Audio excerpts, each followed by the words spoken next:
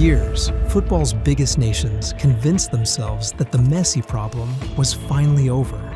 Age would catch him. Time would slow him down. The World Cup would move on. Instead, the opposite seems to be happening. While younger stars fight for attention, Lionel Messi continues to control matches, create moments, and bend tournaments around his presence. The deeper this competition goes, the more uncomfortable the truth becomes. The 2026 World Cup is seeing the most dangerous version of Lionel Messi we have ever seen. Gonzalez. Back to Messi. Messi!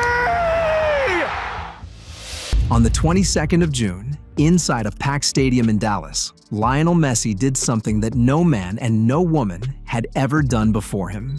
He scored twice against Austria, and in doing so, he climbed above every player in the history of this competition with 18 World Cup goals. He passed Miroslav Klose, who held the men's record at 16. He also passed Marta, whose 17 goals had stood as the all-time mark across the entire sport. What makes this moment so human and so strangely beautiful is how it began. Early in that same match, Messi stepped up to take a penalty and dragged it wide of the post.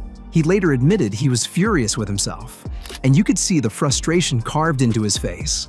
Most players carry a miss like that around their neck for the rest of the night. Messi simply answered it with 2 goals and a record that may never be touched again.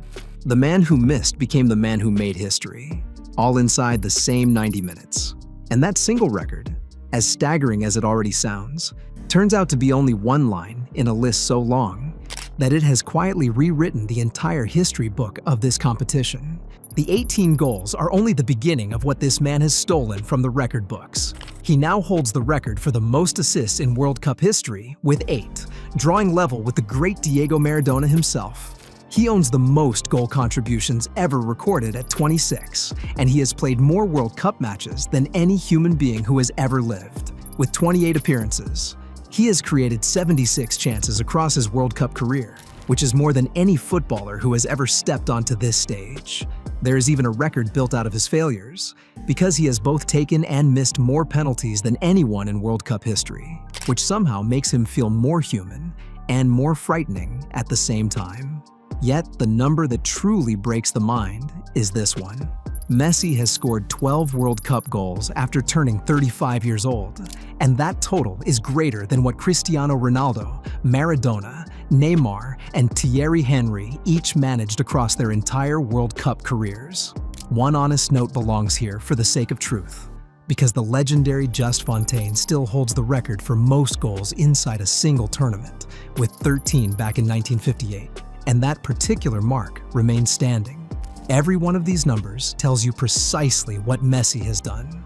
Not a single one of them explains the thing that genuinely terrifies the men trying to stop him, which is how he is doing all of it while moving less than almost anybody else on the grass. Against Algeria, Messi covered only 6.81 kilometers during his time on the pitch, which is less ground than almost any attacker at this entire tournament. To put that into perspective, Cristiano Ronaldo covered more distance than that in his own opening match. And people are praising his fitness at 41. Yet Messi is leading the World Cup in goals and in shots on target, and he is doing it while walking through long stretches of every single game. The Austria manager, Ralf Rangnick, tried to explain the problem after his team lost, and his words reveal everything.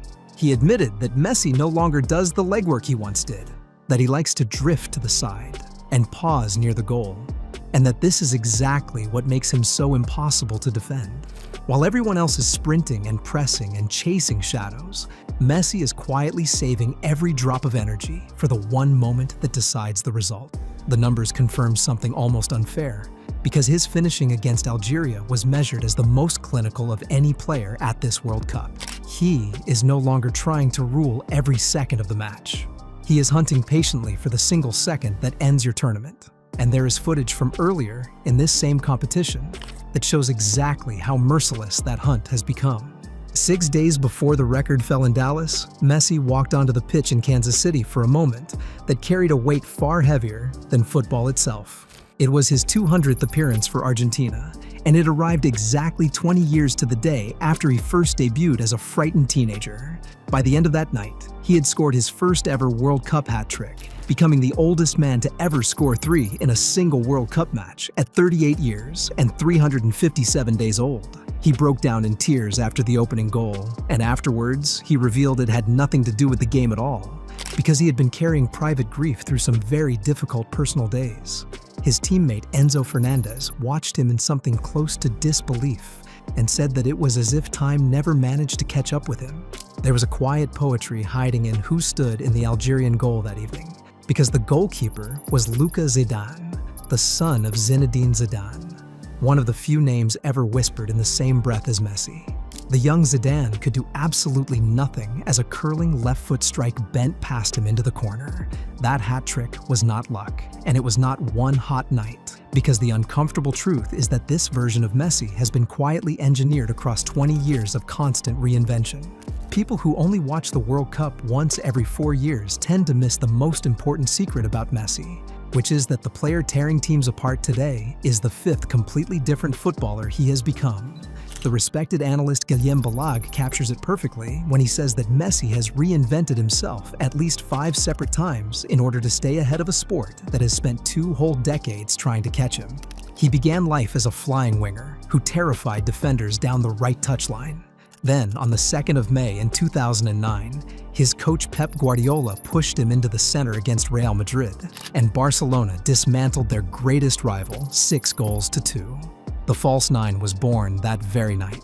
Later, he transformed into a pure number 10 who scored 96 league goals across just 69 matches between 2011 and 2013. A run of dominance that bordered on cruelty. After that, he reshaped himself into a creator who recorded more assists than goals, learning to conduct games rather than simply decide them. And now, in this final chapter, he has become something his old teammate Pablo Aimar described with 5 quiet words: that the last Messi is always the best Messi. Each version was more dangerous than the one before it. And yet, none of those transformations would mean anything at this World Cup without the 11 men Argentina have carefully placed around him. A genius cannot walk through 90 minutes and still win a World Cup unless the men beside him are willing to run twice as far in his place. This is the part of the story that almost nobody talks about, and it is the hidden engine behind everything Messi is achieving across America. The coach Lionel Scaloni, who actually played alongside Messi at the 2006 World Cup, has spent years constructing an entire system designed for one single purpose, which is to allow his captain to save his legs for the moments that genuinely matter. In the center of the pitch, Alexis Mac Allister holds everything together with a calm and ruthless intelligence. Rodrigo De Paul does the unglamorous running and pressing that nobody ever applauds, covering the ground his captain no longer chooses to cover. Enzo Fernández carries the ball forward and threads passes that slice straight through entire defenses. Against Austria, there were moments when 5 opponents swarmed around Messi the instant he touched the ball. And yet, that very swarming opened empty space everywhere else, which his teammates immediately used to set him free again. Mac Allister said it most honestly after the Algeria win, admitting that anyone who once believed this group was better off without Messi finally understood that he is the most important of them all. That perfectly tuned machine is now being driven toward a target so rare that only 2 nations have ever reached it across almost 100 years. Argentina are now hunting something that has happened only twice in the entire nearly century-long story of the World Cup, which is winning 2 tournaments in a row.